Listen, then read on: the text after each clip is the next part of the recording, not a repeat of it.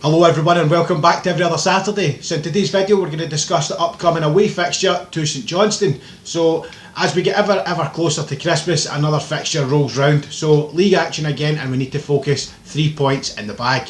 As always guys, if you haven't done so already, please feel free to get down there and drop us a wee subscribe. Any kind of likes, shares and subscribes would be fantastic, very much appreciated. It helps the channel grow and get out to as many people as possible, and just help us kind of get ever closer to that first 100 subscribers. Let's not waste any more time now guys, and we'll get diving straight into today's video. Every other Saturday's my half day off, and it's off to the match I go. Happily we want. So league game number 19 rolls round for the famous. So let's have a wee dive into the opposition and see exactly what they're made of. So St Johnstone away, it's going to be one of those games. Let's hope it's not as anti-football as last week, but they are sitting in 10th position. They haven't won in their last 5 games, but they have had 3 draws. So their league position of 10th and their form slightly misleading, especially when you look at those last 3 games. You've got Hibs, St Mirren and Celtic now. Yes, they're draws, but they've went ahead in those games. They've went out and they've got ahead, and they've got the goals in the back of the net that need to do. Unfortunately for them, this is where the problem lies with conceding goals. Now they seem to be conceding late goals as well. So this is where we need to maybe focus in that last 15-20 minutes to see if we can just pile on that pressure. But with them scoring, this is where you look at the formation. It lines up slightly more, I would say, more different than you would normally see in Scottish football, and it's probably a wee bit more confusing to break down. It's almost overwhelming at the back. But you've got that back 3 with a 4 in front of it, which kind of confuses a lot of people, and it puts a lot of stress on the wingers that we would play with, or inverted wing backs as we're used to doing with Tav and Barisic. So trying to break that down it'll be where we're going to be having to focus on, but it's also when they're going forward, you're going to be looking at these players kind of coming with them, and that's where they can get these balls forward and they can get the goals in. In saying that, the midfield is probably where their weak point lies, so we need to watch out for that. Get in and focus a bit of strength in that midfield, and get in there and make sure that we overwhelm them in the midfield. Could it be just a stamina problem? Could it be a fitness issue? Could it just be lack of strength and depth in the squad? We'll need to look at that. We need to focus on it tomorrow to make sure that we don't take our eye off the ball. Even if we manage to get up to 3-0, whatever, we don't want to be taking a foot off the gas and expecting St Johnstone to just lie down, because clearly with their goal scoring ability, you can't take that away from them. Yes, they have let themselves down, and yes, they are in 10th position for a reason. There's not a lot of wins there, but they have the ability to make a goal come out of nowhere and sit back. The defending issue in the last kind of 20 minutes of their games is where we're going to need to just pile on as much pressure as we can and get those balls in the back of the net.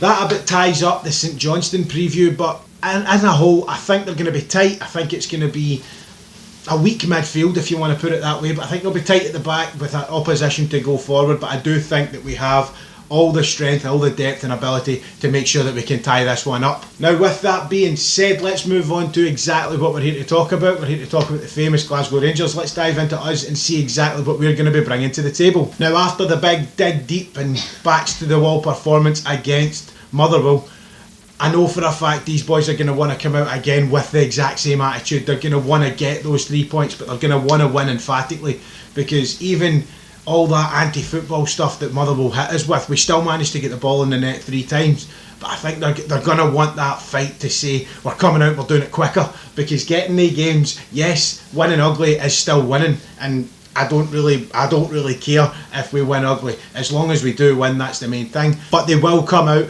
and they will want to make a point and prove it here, because they need these 3 points. They need this Christmas period. We really want it to go away, to be fair, because it's game after game after game, and we need to focus that wee bit extra, just not to slip before we get to the kind of Boxing Day / 2nd of January games. We want to make sure that the point tally is as high as it can be. Every game that we do come up against right now is that 3 points cup final must win attitude that we need. So we do have that. We do have the players that we can drop in and take out, etc, etc, but every single game needs to be focused on. We can't dwell on losses against St Mirren and hard fought victories against Motherwell. Once a victory's in the bag, let's put it to the back of the mind and focus on the next one. So getting to the 2nd of January, getting over that line and keeping that points tally as high as possible has to be of high priority to us. With that looked at, let's have a quick look at exactly who may be lining up for us tomorrow night, or tonight depending on when you're watching the video, to be fair. So I think we're going to see some changes, as I've probably said in nearly every video. I think the rotation side is going to come back into it. I think we'll see a possibility of a Hadji starting. I think we might see an Arfield rest. Now, a couple of guys I've watched as well, and I think a couple of things I've read, I've kind of agreed with my own thought there, that Arfield hasn't maybe been up to standard in the last couple of games. I ain't slagging him, but he's maybe not been up there. So I think it's maybe time to give him a wee rest, give somebody else that opportunity, get into the team, get a wee bit of run for themselves. Give Arfield a bit of time to relax back into it and get into it when he's a wee bit back up there. But with that being said, we're going to have no Ryan Jack still. It looks as if he's not going to be here until the Hibernian game. Again, probably a player I would like to see playing against Hibs more than St Johnstone, to be fair. So again, I'm not all that bothered. Want to see him back right and at the correct time. Also, another bit of news there, we don't have Balogun ruled out as well. That is a good sign. That head injury obviously wasn't just as bad as we were all hoping it wasn't. So great news that he's not ruled out. Will we see him? That's still a toss-up. It's probably a chance of seeing Hollander. So we need to kind of wait and see exactly what Stevie's going to do for that. But it's having him there, still a good opportunity. The other man that's said to return is the famous Alfredo Morelos. Now, you know where I stand on him. I've gave him pelters for a few games. I've understood that I need him back in the squad to do his thing. But the main question that hangs over this is, will he drop straight back in, or will the players that have been kind of working hard in his absence, will they continue to take that top spot position, or will he just fall back in and get that number 9 role back to himself? So that's, what is it you guys think? Do you think he's going to get back into it? Drop a wee comment in the comment section below. Let me know exactly what you're thinking.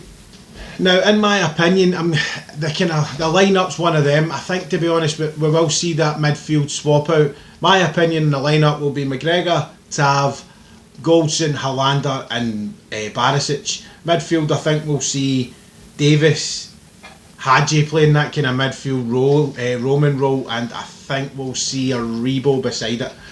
Up front, I think we should see Roof, Defoe and Kent. I don't think we should see Morelos dropping straight back in. Maybe bring him back off the bench. It's not a dig at him. I think it's just fair to say that somebody else should be starting, especially with them working hard in his absence. So for him just to come straight back in and get his position back, unless he's worked hard for it in training, I would definitely say a substitute position would be where he stands. So let's take a look at my favourite part of these videos just now. It's the score prediction part. So we'll take a look at the wee post I put up on Facebook. Everybody that got involved, thanks again. This is a bit I like to see, a wee bit of interaction. Makes me think that you guys are actually still watching. So if I'm looking over at the screen, don't worry, I'm just going to see who exactly said a wee comment, see what they think.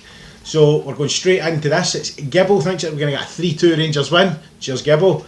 Alan Carson's going for 2-1. Cheers, mate. Scott McFarlane, channel legend, he's 2-0 Rangers.